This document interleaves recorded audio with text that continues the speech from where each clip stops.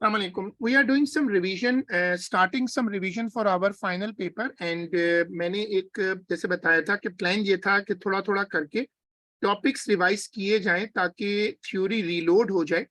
ये सबसे पहले मैं रिवीजन में सिलेबस आउटलाइन रख रहा हूँ। नोट्स आपके पास बने हुए हैं।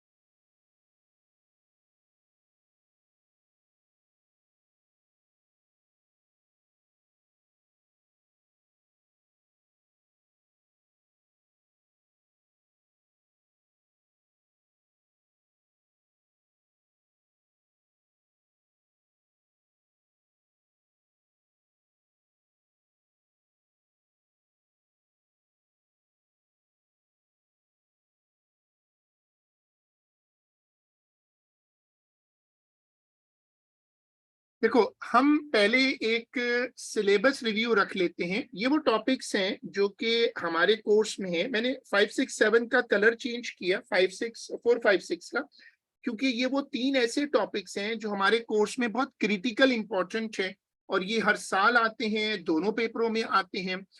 ये चैप्टर्स हैं जो हमारे कोर्स को कंस्टिट्यूट करते हैं।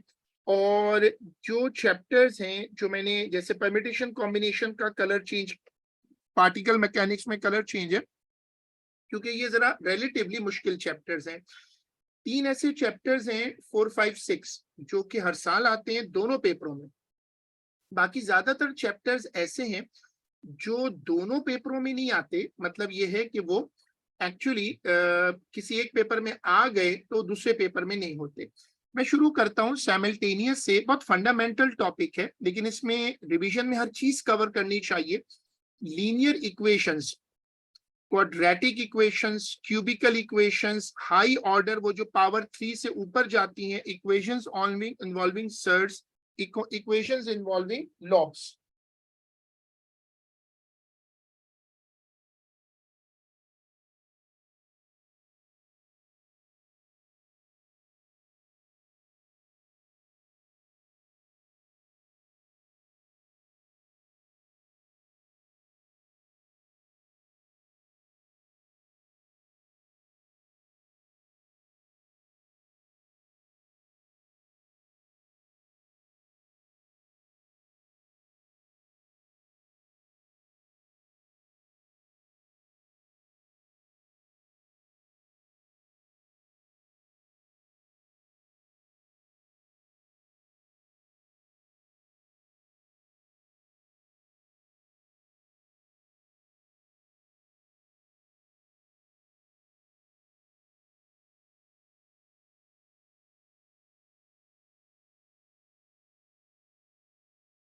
अब देखो, जो लीनियर इक्वेशंस होती हैं, उनमें x की पावर 1 होती है और वो कॉन्स्टिट्यूट करती हैं स्ट्रेट लाइन को।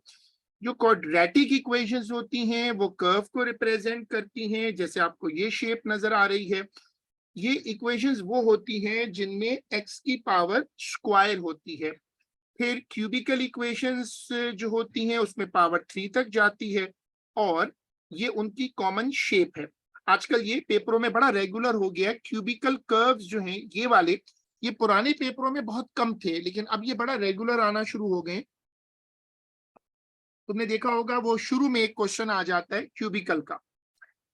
पर्पस ऑफ साइमल्टेनियस इक्वेशंस जो होती हैं, जब हम उनको सॉल्व करते हैं तो we get a point of intersection. ये एक छोटा क्वेश्चन होता है, आता तो रेगुलर ही है लेकिन बहुत आसान सा होता है। अगर मेथड्स रिकॉल करें सॉल्व करने के तो दो हैं, एलिमिनेशन मेथड और सब्स्टिट्यूशन मेथड। एलिमिनेशन मेथड जो है वो ये दो हैं। तुम यहाँ देख सकते हो कि यहाँ पर ये दो इक्वेशंस हैं, तुम इसको किसी एक नंबर से बेस करके इक्वल कर लो और फिर एलिमिनेशन से सॉल्व कर लो। दूसरा मेथड होता है सब्स्टिट्यूशन मेथड। ये भी बहुत सिंपल है। किसी एक वेरिएबल को सब्जेक्ट बनाओ और उसको रखकर फिर दूसरे वेरिएबल से एडजस्ट कर लो। Solving a linear and a quadratic, ये बहुत आता है एडमेंस में, ज्यादातर यही होता है। इसमें एक कर्व है और एक स्ट्रेट लाइन है। जब ये कट करते हैं तो एक पॉइंट पर आकर कट करें, दोनों पॉइंट रीड कैसे होंगे? पॉइंट ऑफ इंटरसेक्शन से। In this case we use only substitution method. देखो, ये सिर्फ सब्स्टिट्यूशन से ही सॉल्व हो सकता है। इसमें आमतौर पे क्वाड्रेटिक फॉर्मूला लग जाता है और फिर ब्रेकिंग द मिडिल टर्म लगती है। Solving quadratic equations with one variable, quadratic formula. उसके बाद दूसरा जो चैप्टर मैं रख रहा हूं, ये बेसिकली एक रिवीजन प्लान है। और मेरा आइडिया ये है कि थोड़ा थोड़ा करके रिवीजन शुरू कर ली जाए। और जाहिर है कि टाइम अब लिमिटेड है और आगे मेन पेपर है। हमने काफी सारे पास पेपर माशाल्लाह किए हैं। सो अब मैं कोशिश कर रहा हूं कि हम कुछ रिवीजन कर लें। आपको ये चाहिए कि आप इसको मेरे साथ रिवाइज करते जाएं। And if you get any concept confusion, कोई चीज आपको पूछनी है तो आपको देखकर भी याद आएगी, बाद में भी आप पूछ सकते हो वेन एवर यू वॉन्ट।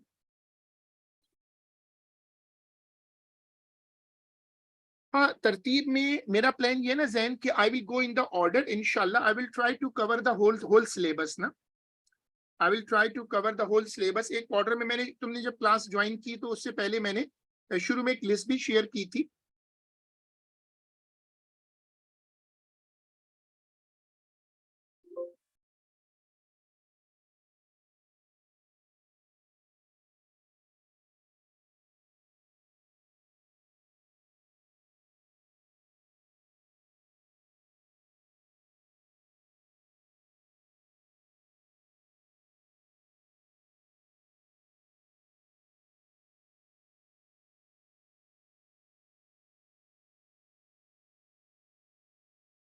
सबसे पहले मैंने साइमल्टेनियस इक्वेशन करवाया रिवाइज। और जैसे मैंने बताया था, प्लान ये है कि थोड़ा थोड़ा करके दो दो क्लासेस करके, तीन क्लासेस करके try to cover the whole syllabus. मैंने दिखाया पहले कोऑर्डिनेट ज्योमेट्री।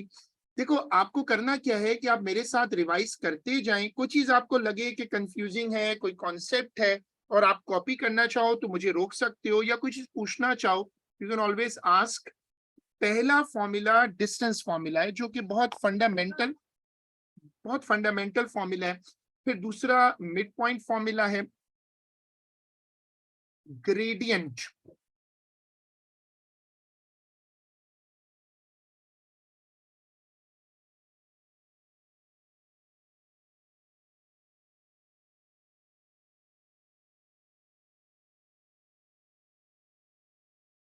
ग्रेडियंट का पहला फॉर्मूला तो कॉमन है। दूसरा फॉर्मूला देखो, angle should be with positive x axis.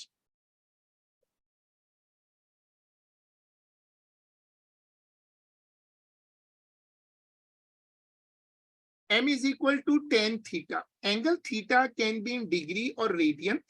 अगर डिग्री मोड होगा तो 1 डेसिमल प्लेस रखना, और अगर रेडियन मोड होगा तो 3 सिग फिग रखना है।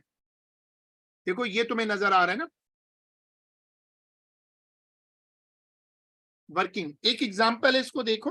आजकल ये बड़ा कॉमन हो गया है कि एग्जामिनर खुद लिख देता है, खुद एग्जामिनर लिख देता है कि जो एंगल है वो, सॉरी, जो आंसर है वो बगैर कैलकुलेटर लाना है।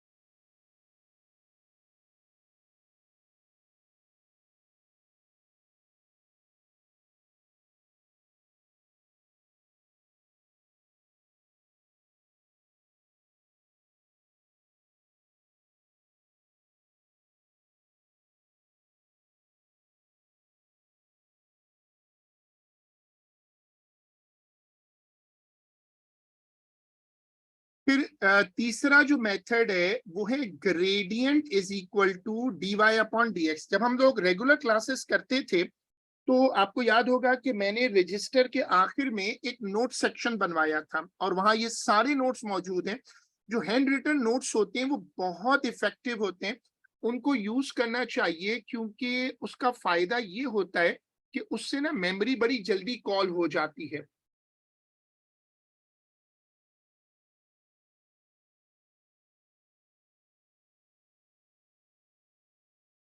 अब देखो, दो फॉर्मूलाज हैं जो equation of a straight line निकालते हैं। एक तो y is equal to m x plus c है, और दूसरा y minus y one is equal to m into x minus x one है।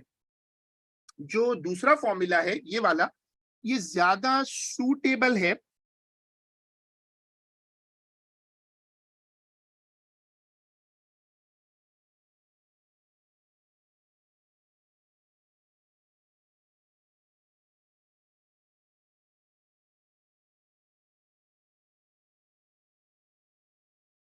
फिर रेशो थ्योरम, ये कभी कभी इसकी जरूरत पड़ती है, बहुत रेयर इसकी जरूरत पड़ती है, लेकिन ये है बहुत पावरफुल फॉर्मूला। हम उस दिन एक पेपर कर रहे थे, मुझे याद नहीं 2020 का था या 21 का, मैंने उसमें आपको बताया था।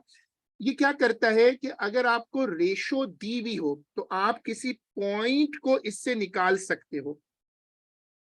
ठीक है, इस फॉर्मूला को गौर से देख लो।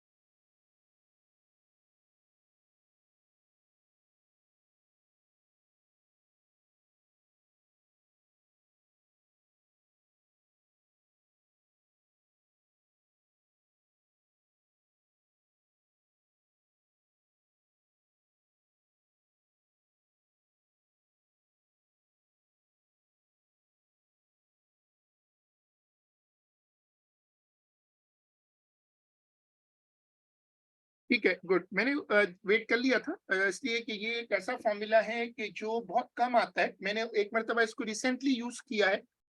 अब मुझे वो ईयर याद नहीं है। देखो, इस फॉर्मूला को यूज कैसे करते हैं। जैसे दो पॉइंट्स है 2 3 और 6 9, आपको रेशो दी हुई है a q is equal to 3 AM। A q is equal to 3 AM, तो ये 1:2 का रेशो हो गया। हमें निकालना है एम। तो जब हमें एम निकालना है तो हम फॉर्मूला जब लगाते हैं तो ये पॉइंट्स क्रॉस में जाते हैं। 2 वाला 6 के साथ जाता है और 6 वाला 1 के साथ आएगा। ये क्रॉस में जाकर आपको कोऑर्डिनेट्स निकाल देंगे। वर्किंग देखो।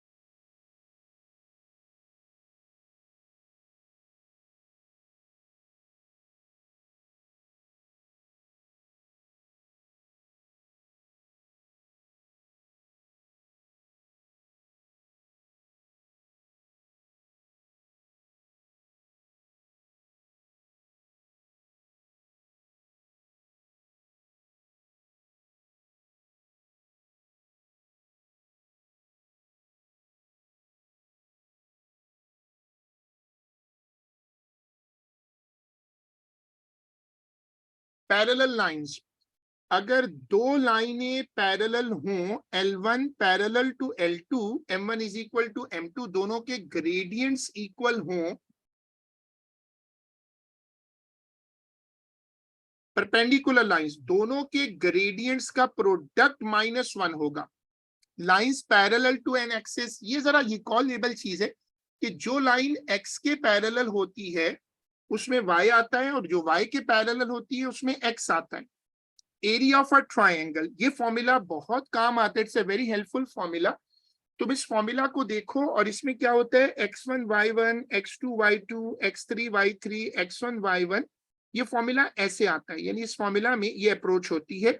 और इसमें तुम देखोगे कि तुम्हारे पास 3 कोऑर्डिनेट्स हैं, तुम तीनों डालोगे और पहला कोऑर्डिनेट रिपीट होगा। इस फॉर्मूला को गौर से देख लो।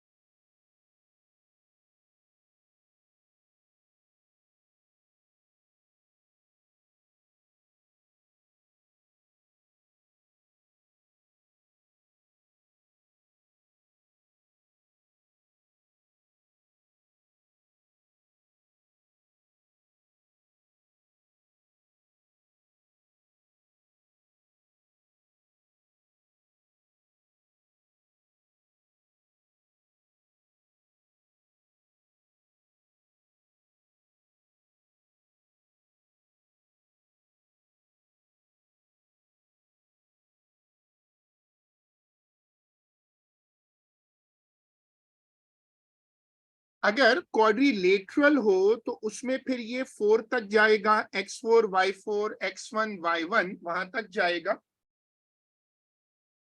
अब जैसे ये है ना, अब इसमें ये ख्याल रखना होता है कि ऐसे कोऑर्डिनेट लेने होते हैं जो फिगर के बाहर बाहर से घुमा दें, ए सी बी डी ए, और नीचे आप आएंगे तो ए बी सी डी, वो गलत होगा क्योंकि ए से बी जाते वक्त फिगर क्रॉस हो जाएगी।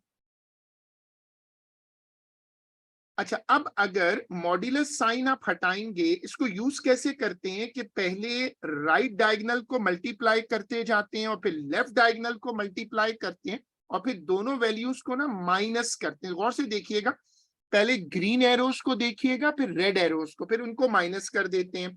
क्योंकि मॉड्यूलस हटने पर प्लस माइनस लगाना होता है, इसलिए मैंने प्लस माइनस यूज किया।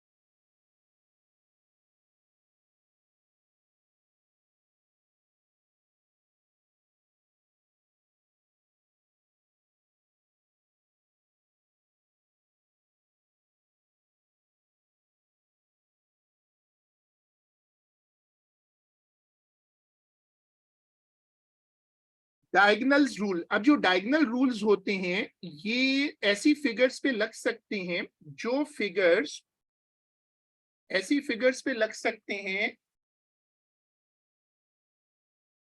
ऐसी फिगर्स पे लग सकते हैं जो फिगर्स जो हैं वो टेक्निकली पैरेललोग्राम वगैरह जो सिमेट्रिकल होती हैं।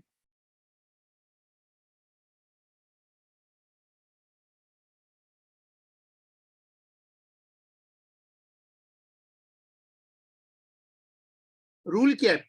रूल ये है कि जहां दो डायगोनल्स कट करती हैं वो मिड पॉइंट आएगा, ये मिड पॉइंट दोनों तरफ से सेम होगा। This property is valid for all symmetrical quadrilaterals. अब डायगोनल्स अगर रोम्बस जैसी फिगर हो तो डायगोनल्स जो होती हैं वो एक दूसरे पर परपेंडिकुलर होती है। It's a rule for rhombus. अब ये distance between a line and a point, ये बड़ा रेयर फॉर्मूला है, बहुत रेयर है, तभी मैंने ऊपर एस्टेरिक बनाया कि अगर तुम्हारे पास एक पॉइंट है और तुम्हें उसका फासला एक लाइन से निकालना है तो ये फॉर्मूला यूज होगा, ए बी सी ये लाइन के नंबर्स हैं और x1 y1 उस पॉइंट के कोऑर्डिनेट्स हैं।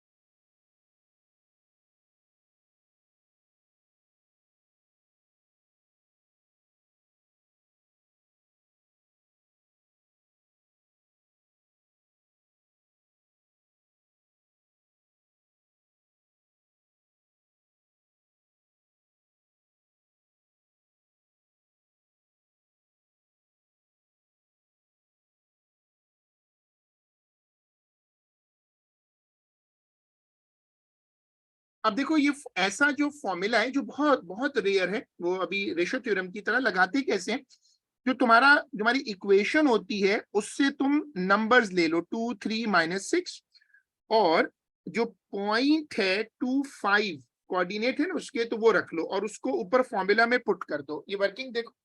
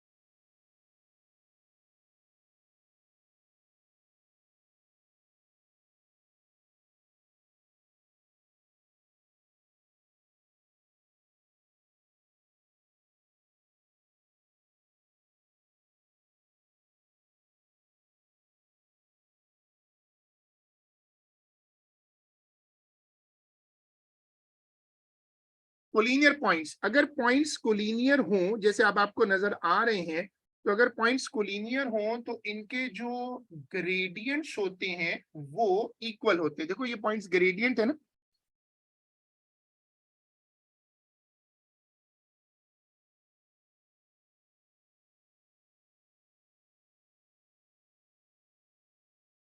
परपेंडिकुलर बाइसेक्टर, ये ऐसा कॉन्सेप्ट है कि ये बहुत आया है और बड़ा रेगुलर पेपर में आता है। हम रिसेंटली एक पेपर में भी इसको कर चुके हैं। ये क्या है परपेंडिकुलर बाइसेक्टर, क्या चीज है कि एक लाइन बीच में से पास ऑन कर रही है, दोनों तरफ से दरमियान का पॉइंट है, M is the mid point, bisector का ग्रेडियंट पी क्यू के ग्रेडियंट का -1 अपॉन है। देखो ये कॉन्सेप्ट देख लो।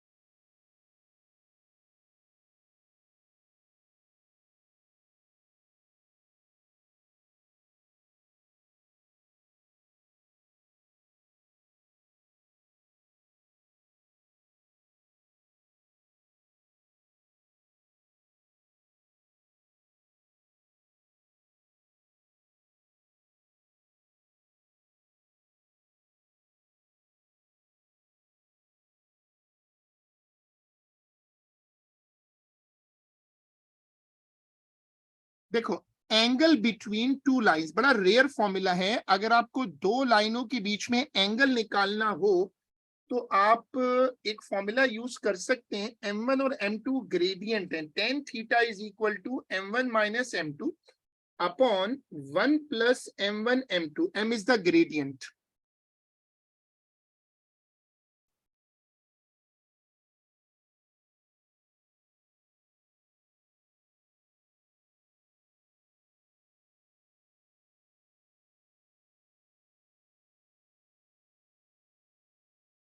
ये वाला फॉर्मूला देख ले।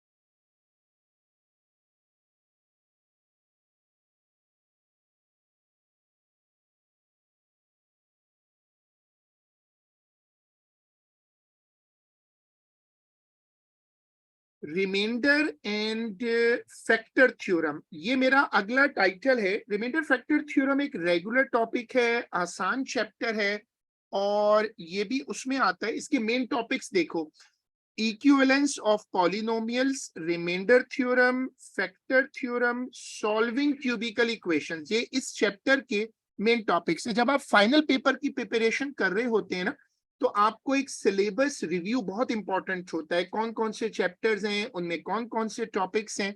That is why I am showing this small list.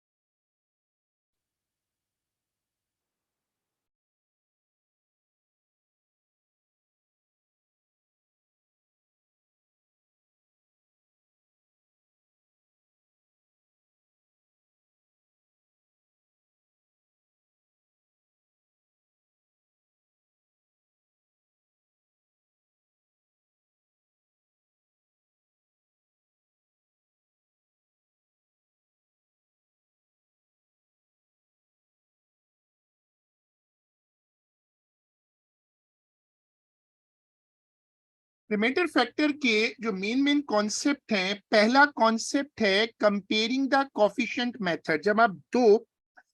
जब आप दो वेरिएबल्स को दो इस तरह के सेट को कंपेयर करते हैं, लाइक वेरिएबल्स, तो आप एक जैसे वेरिएबल्स को इक्वेट कर देते हैं। जैसे अब आप यहाँ देखें ना, तो मैंने एक्स स्क्वायर को एक्स स्क्वायर से कंपेयर किया, और फिर मैंने एक्स को एक्स से किया, कांस्टेंट को कांस्टेंट से किया।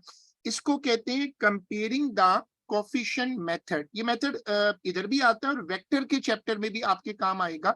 जैसे अब ये इक्वेशन है, आप इसको खोल लें, खोल कर दोनों साइडों से कंपेयर कर लें और फिर उसको इक्वेट कर दें।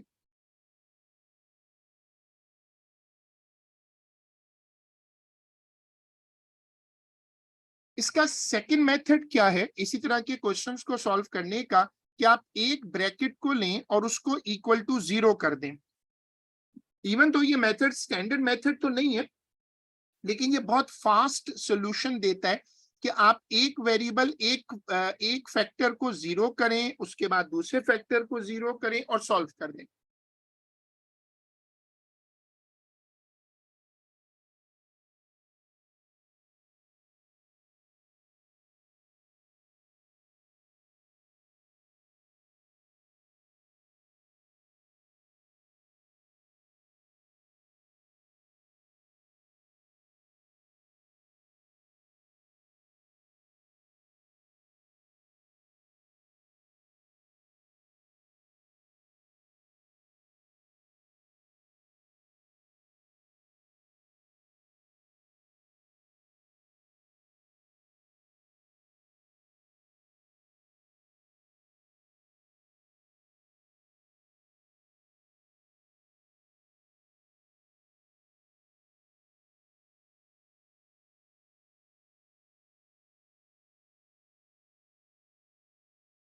According to remainder theorem, the value of x from divider is directly inserted in the polynomial to find remainder.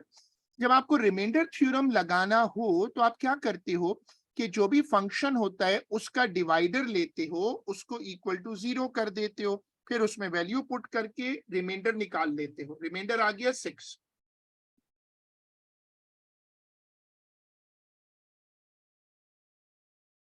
Factor theorem, to be a factor the remainder must be 0.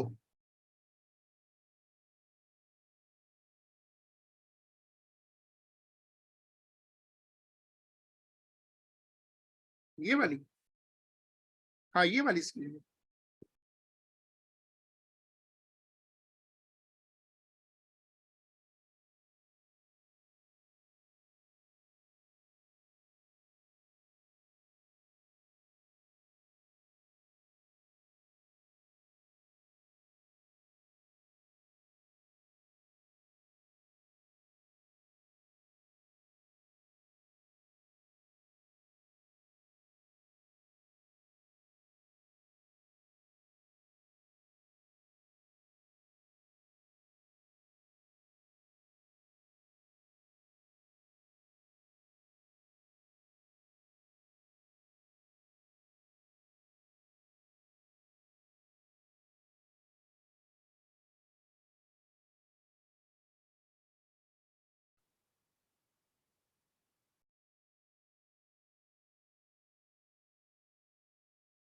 अब देखो factor theorem क्या होता है। Factor theorem ये कहता है कि अगर रिमाइंडर आपका 0 आ जाए तो इसका मतलब है कि ये फैक्टर है।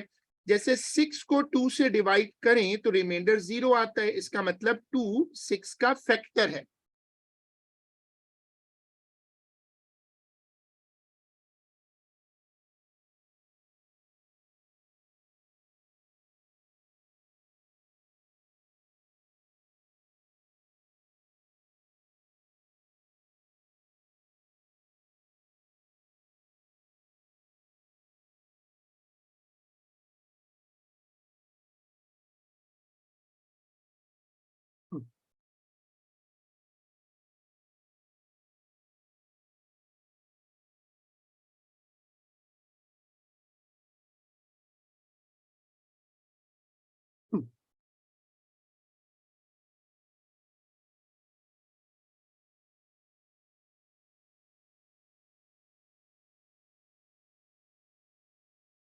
अब देखो जैसे x+1 is a factor, proof करना है x-2 is not a factor. आप पहले x को रखकर x की वैल्यू निकाल लें, पुट करें, फिर दूसरी वैल्यू निकालें, वो देखें कि 0 नहीं आएगी, रिमाइंडर आ जाएगा। Methods of division, division can be done by 3 ways. ये 3 मेथड हैं। एक कहलाता है सिंथेटिक डिवीजन, एक कहलाता है लॉन्ग डिवीजन, एक कहलाता है कंपेयरिंग कोफिशिएंट मेथड।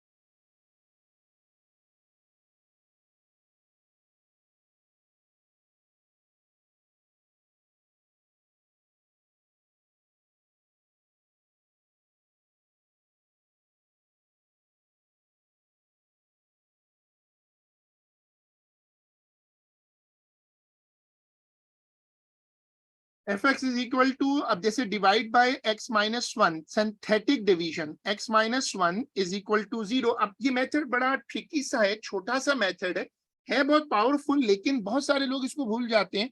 पहले सारे नंबर लिख लो और जो डिवाइडर है उसको बाहर रखो। अच्छा, फिर पहला नंबर एज इट इज नीचे कॉपी कर लो। पहला number as it is copy करो और फिर जब वो नंबर आ जाए,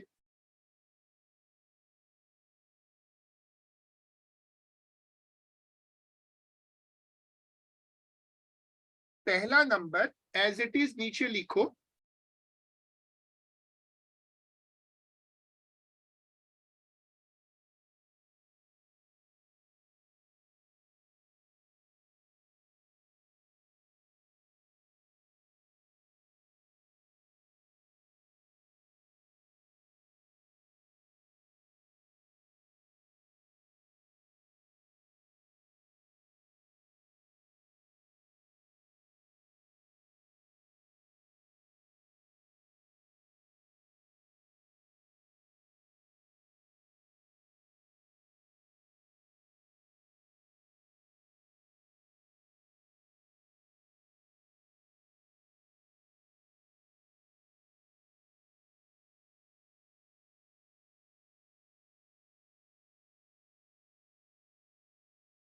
बहरहाल सम एरर है मेरे एंड पर थोड़ा सा कि I can't write on it somehow reason, कि ये जो पहला नंबर है वो एज इट इज कॉपी कर लो।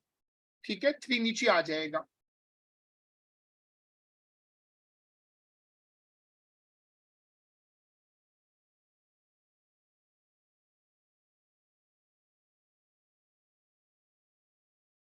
ठीक है, पहला number as it is copy कर लो। जब आप पहला नंबर नीचे ले आओगे तो उसको फिर आप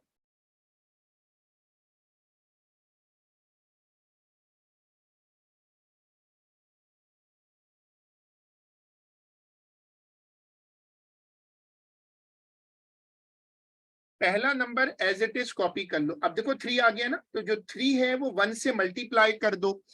जो 3 है उसको 1 से मल्टीप्लाई करो और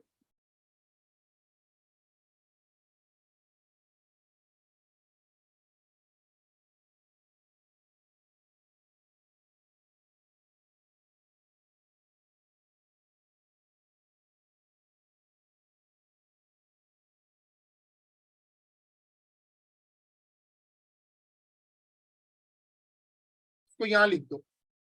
ठीक है, जब -10 और 3 ऐड होगा तो ये बन जाएगा -7।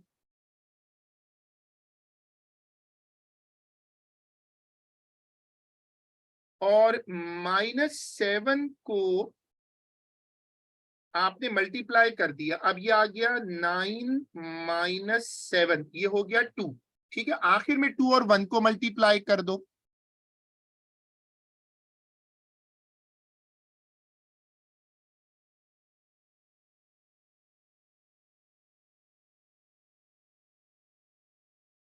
जीरो आ गया।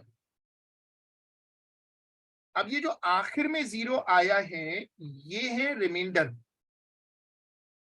ठीक है, और फिर आप इनको वापस जोड़ दो। इस मेथड को कहते हैं सिंथेटिक डिवीजन। इसको आप गौर से देख लो और इसमें आपको कोई भी कंफ्यूजन हो तो मुझसे पूछ लो।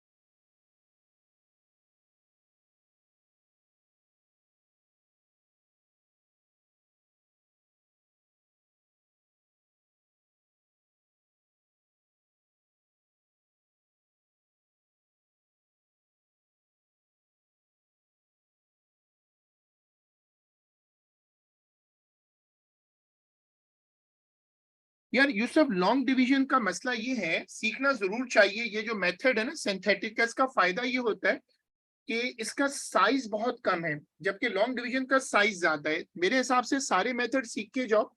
अब ये जो आंसर आएगा ये क्वेश्चन थे, मैंने इसमें जरा रेगुलर क्लासेस में तो सारी चीजें लिखवाई हैं ना। तो मेथड बड़ा सिंपल है, सारे नंबर्स लिखो और फिर पहले नंबर को एज इट इज कॉपी करो, बाकी नंबर लिखकर उनको वापस क्वेश्चन बना दो। ये फॉर्मूला जरूर याद कर लो, question plus remainder upon divider. ये लिखने का तरीका है, जब तुम्हें क्वेश्चन मिल जाए, रिमाइंडर आ जाए,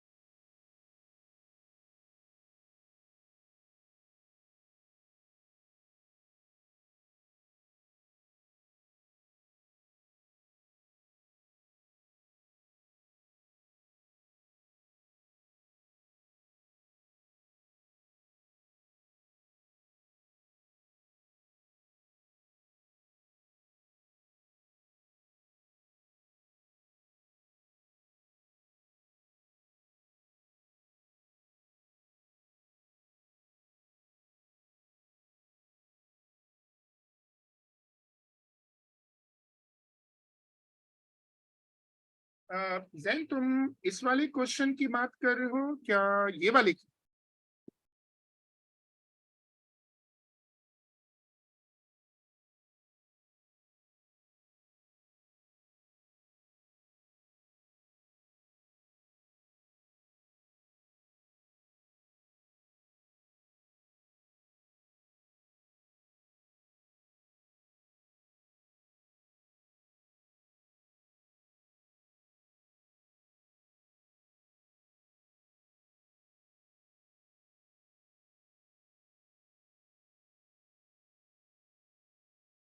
ठीक है, तो अब तुम लोग ये वाला फॉर्मूला जरूर देख लो एक मर्तबा, कि जब तुम आंसर लिखते हो तो तुम हमेशा ये वाली लॉजिक लगाते हो, question plus remainder upon divider.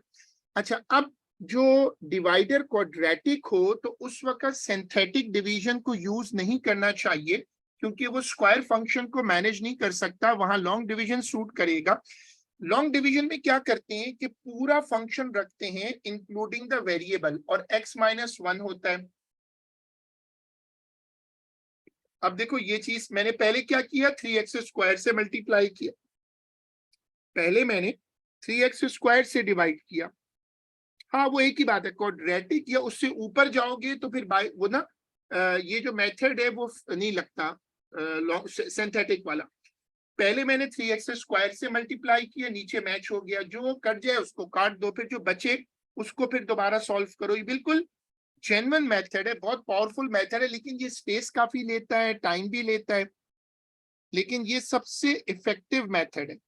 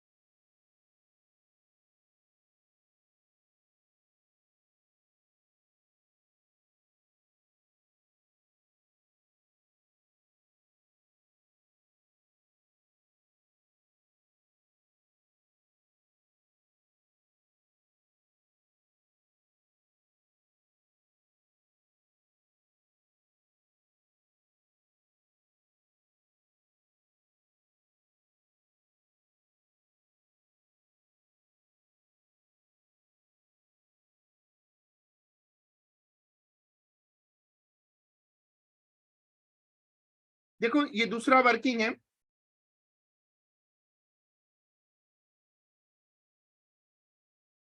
Long division का फायदा ये है कि वो हर केस को कवर करती है, यानी उससे फर्क नहीं पड़ता कि डिवाइडर कौन सा हो,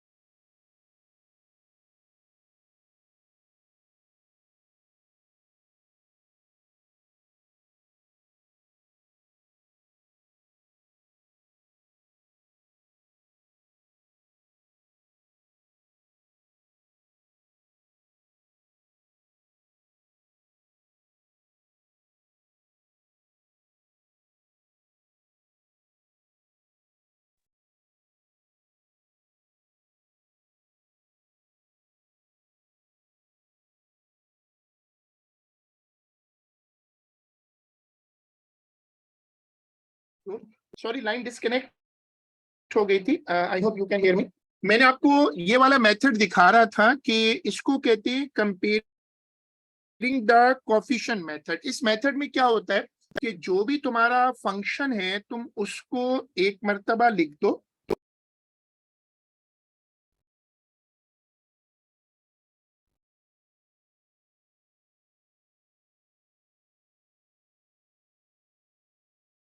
जो भी तुम्हारा फंक्शन है तुम उसको एक मर्तबा लिख दो, और फिर आगे डिवाइडर लिखकर a x square plus b x plus c हमने खुद लिखा है। अब जब इनको मल्टीप्लाई करेंगे, ब्रैकेट्स खोलेंगे, तो आप ए बी सी निकाल सकते हो। जब आप ए बी सी निकालोगे तो उससे आपको वैल्यू मिल जाएगी। अब ये जरा देखो, ये वाली वर्किंग चेक कर लो।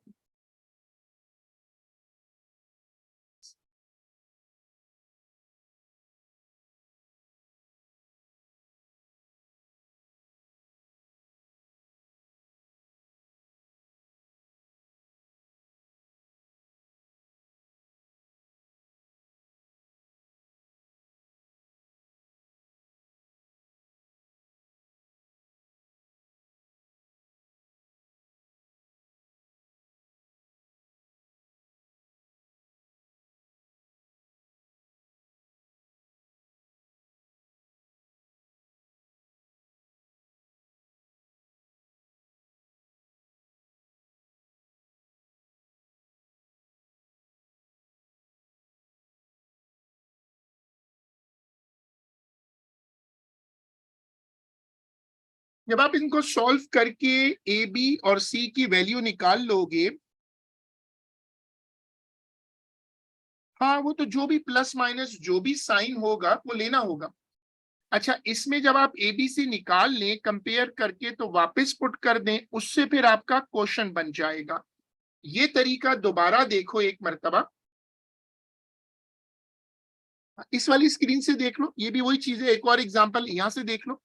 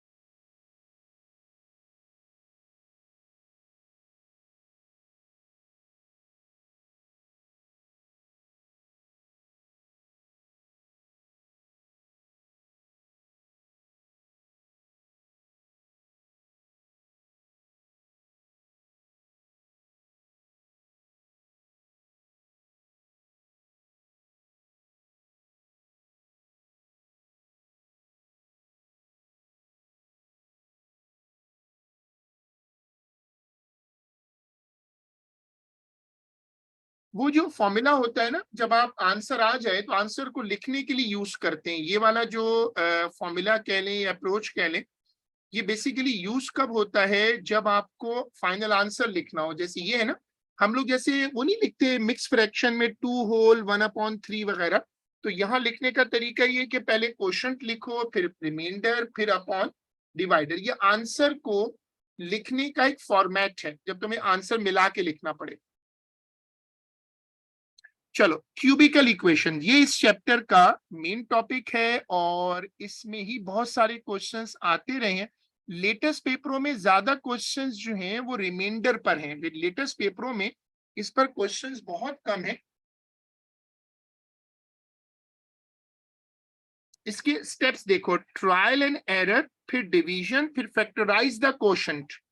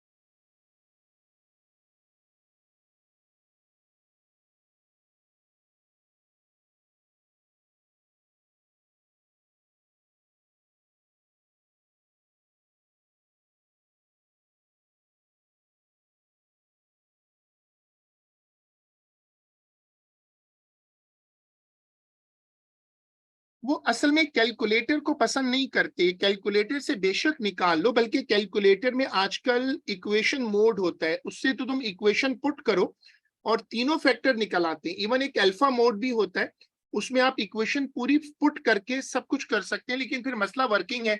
आप बेशक कैलकुलेटर से निकाल लो, लेकिन उसकी वर्किंग जरूर शो करो, जैसे मैंने शो की है।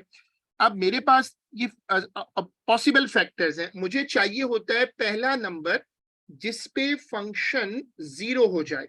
जब फंक्शन जीरो हो जाता है तो फिर हम डिवीजन को ले आते हैं, वो किसी भी मेथड से कर लो। ये वाला स्टेप देखो, पहला वाला।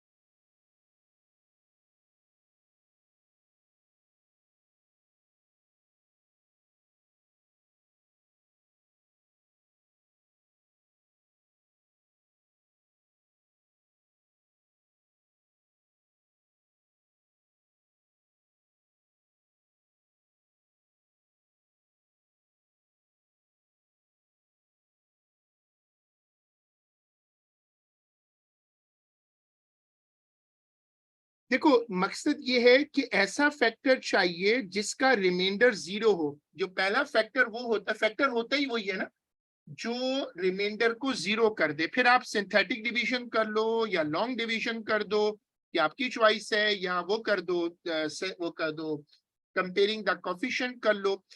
अब इसमें हमने ये वाले टॉपिक्स जो हैं वो माशाल्लाह रिवाइज कर लिए। अब मैं रख रहा हूं इंडिसेस एंड लॉग्स। ये मेरा अगला चैप्टर है रिवीजन के लिए, जैसे हमारी रिवीजन सीरीज अब हमने शुरू की है।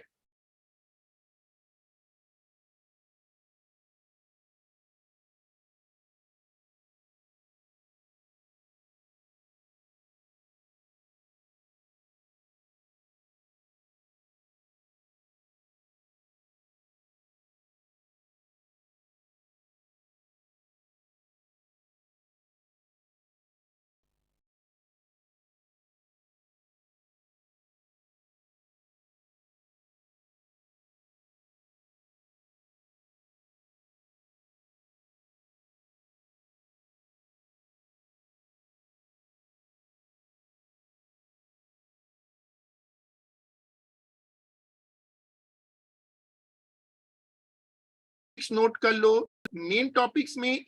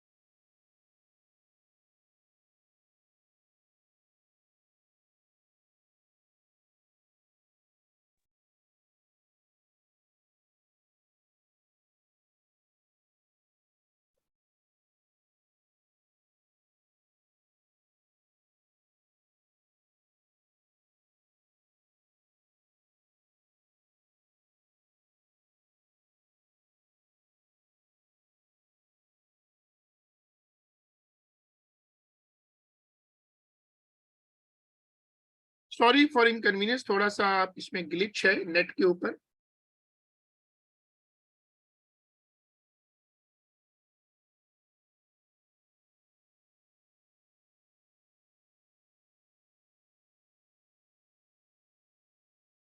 देखो, सबसे पहला कॉन्सेप्ट मैं ये रखता हूं कि जब लॉग हटाते हैं तो जो नंबर नीचे लिखा होता है वो राइट साइड पे जाके लॉग का नंबर का बेस बन जाता है। हमारे कोर्स में दो तरह के लॉग्स हैं।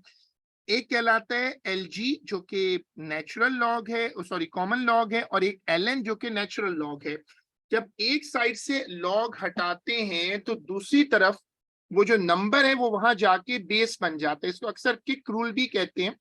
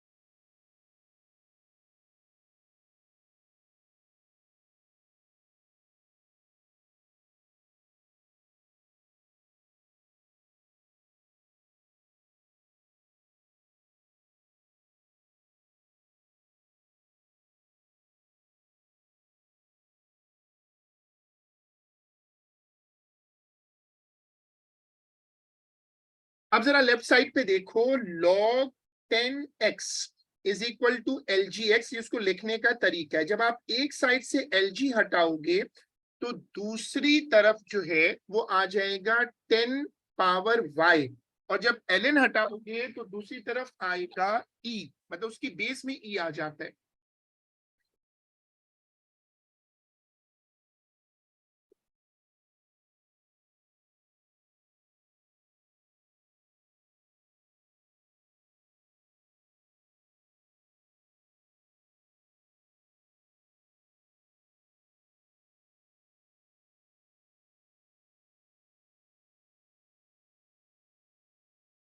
फिर ये बड़े इंपॉर्टेंट रूल्स हैं, जब एक लॉग के साथ दो वेरिएबल हों तो बीच में प्लस लगा दो। एक लॉग के साथ दो वेरिएबल डिवाइड में हो तो बीच में माइनस लगा दो। जब एक लॉग के साथ पावर हो तो पावर को पीछे ले आओ, फंक्शन को डिवाइड करवा दो।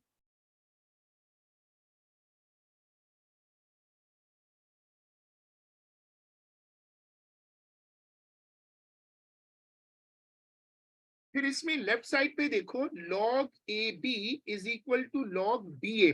तो ये जब वन अपॉन करते हैं ना, तो log जब वन अपॉन करते हैं तो बेस और नंबर स्विच हो जाता है।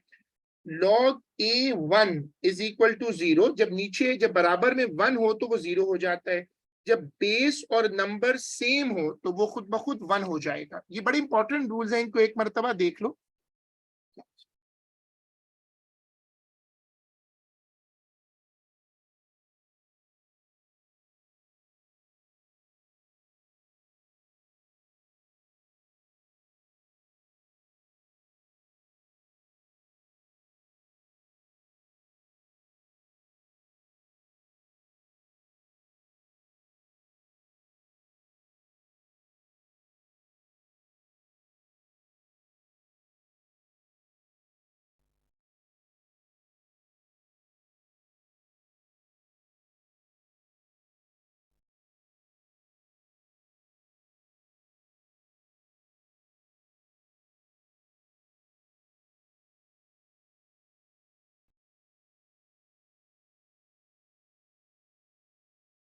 L g one is equal to zero. जब आप जीरो बढ़ाते जाते हैं तो वैल्यू पहले वन फिर टू, क्योंकि वो पति है L N E is equal to one.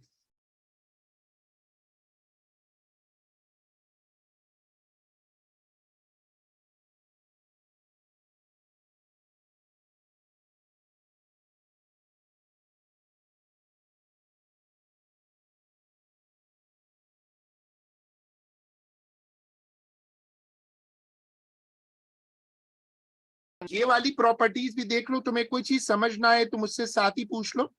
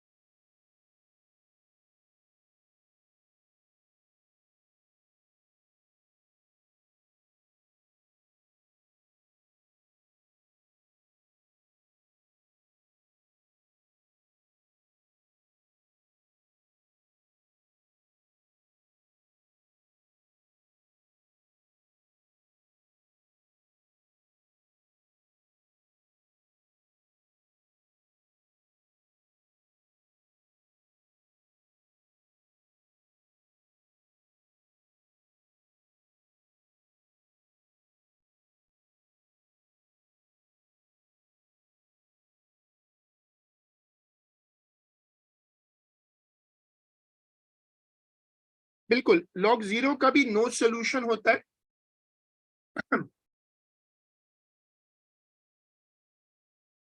अब ये फॉर्मूला बड़ा काम का है, वैसे आजकल कैलकुलेटर में इसका फंक्शन डायरेक्ट बन गया, पहले नहीं था। इसको कहते हैं चेंज ऑफ बेस, नीचे ए बी, और देखो उधर आके ना एक नई राइट साइड पे एक नई बेस इंट्रोड्यूस हो गई। नीचे मैंने एग्जांपल भी दिए, तुम इसमें कोई भी बेस सेलेक्ट कर सकते हो।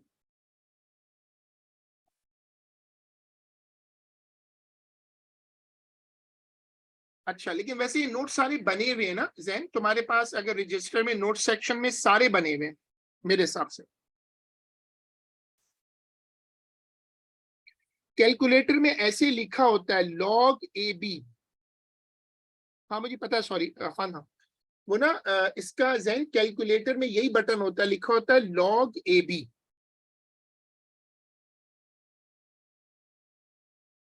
अफान कॉपी कर लो तो बता दो।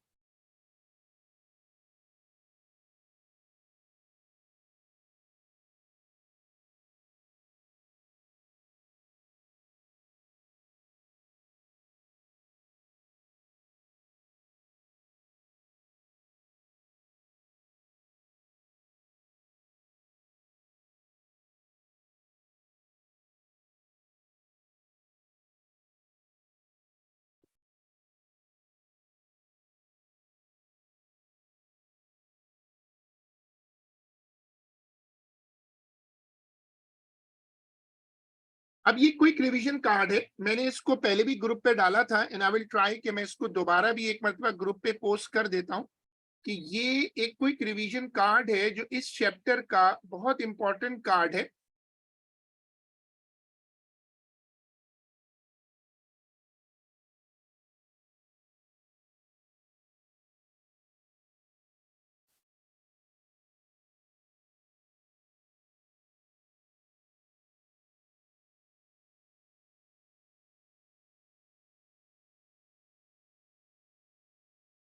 Now come to indices.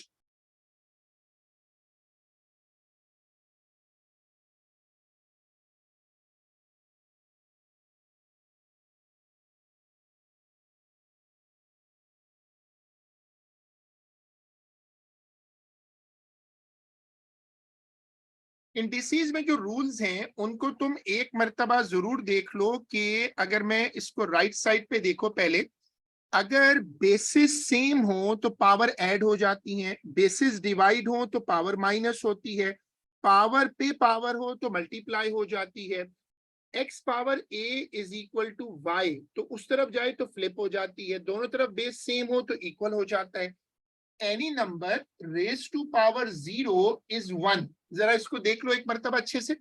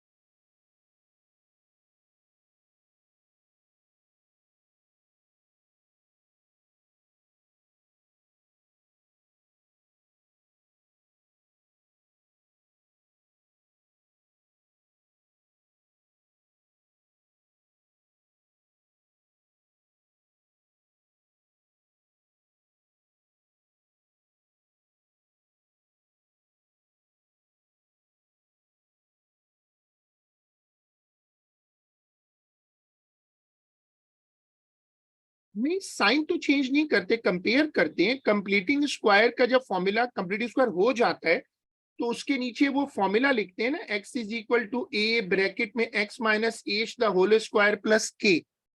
ऐसा तो नहीं करते, साइन चेंज तो नहीं करते, वो तो कंपैरिजन में जो भी साइन आता है वो रखते हैं। चलो अब आ जाओ सर्च पे। ये भी एक रेगुलर टॉपिक है, आजकल बहुत रेगुलर पेपर में आ रहा है।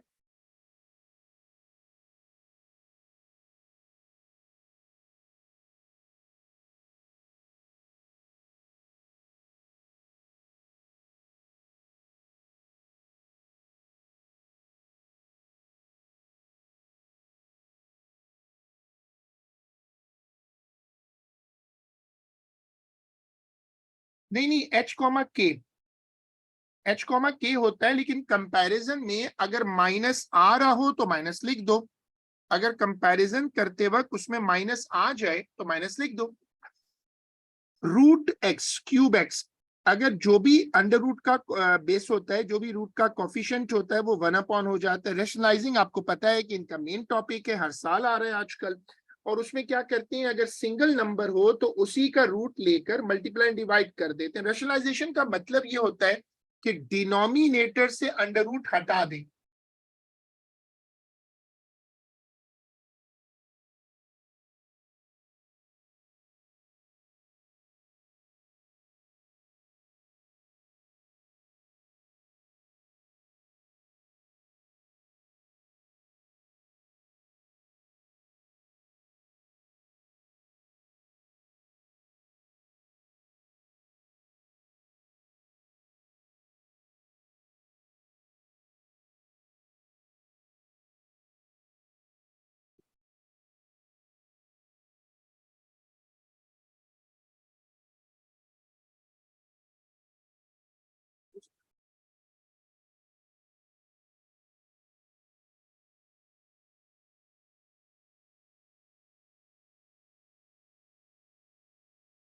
डिनोमिनेटर में जो लिखा हुआ है उसको आप उसका साइन चेंज करें, इसको कहते हैं कॉन्जुगेट मेथड, और उससे मल्टीप्लाई डिवाइड कर दें। It's a very compulsory method.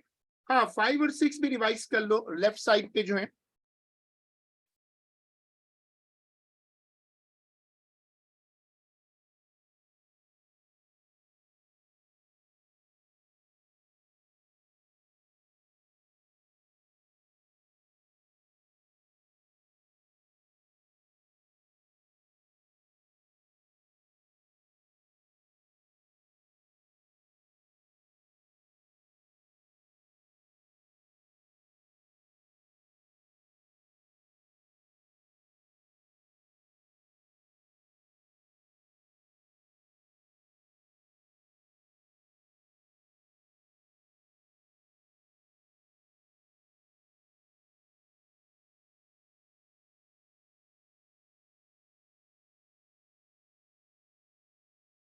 चलो फिर हम अपना आज का काम यहीं तक रखते हैं, हमने इसकी कुछ रिवीजन कर ली है और हम इसको इंशाल्लाह अब अपनी अगली क्लास कल रखेंगे और इस रिवीजन वाले काम को कंटिन्यू करेंगे। आज की क्लास यहीं तक है and we will continue it इंशाल्लाह इन आवर नेक्स्ट क्लास।